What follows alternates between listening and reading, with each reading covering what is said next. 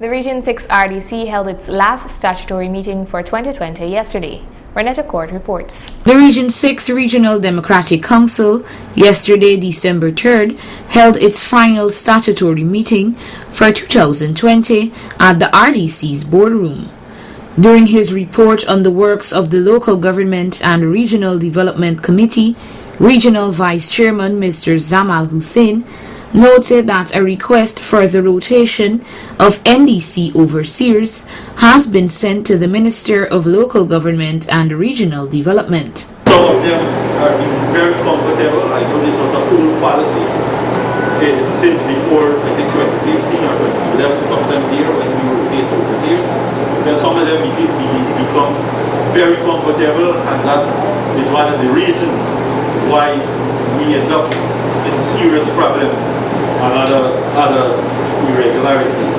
He also noted that the committee has suggested that pay sheets and payment vouchers should be copied and filed so as to prevent incorrect balances. Because whenever these things are taken back, when to do the check-in, we don't find the records. Because we end up with these things. I think one of the example why we made this decision is boomerang, because sometimes when you go back to the records, it disappears. So we need to ensure that we have some records to do the checks and balances. In terms of drainage and irrigation works being conducted in the region, Vice Chairman Hussein made these remarks. We want to ensure that the rangers and the overseers in the various areas and the NDCs are part of the supervision of these irrigation and drainage system in the entire region. So we are working now with NDIA to ensure that we set some of the canals to the standard that we want them to be in. Many of them, they are overgrown bushes. We have to carry the machines so that we can be able to set them. Whilst we are giving local persons the contract, we are ensuring that the edges and the side slopes and so are put into standard so we can be able to assist them. A person getting a party of $50 or run to clean the drains and the canal can work. So we are working closely with contractors now to ensure we get a standard to these canals. The issue of spraying canals was also brought up, to which Regional Chairman Mr. David Armagon gave these comments. That has been a rule, always. Unfortunately, it was a rule that was never applied, and sometimes it was overlooked. But now, times have changed.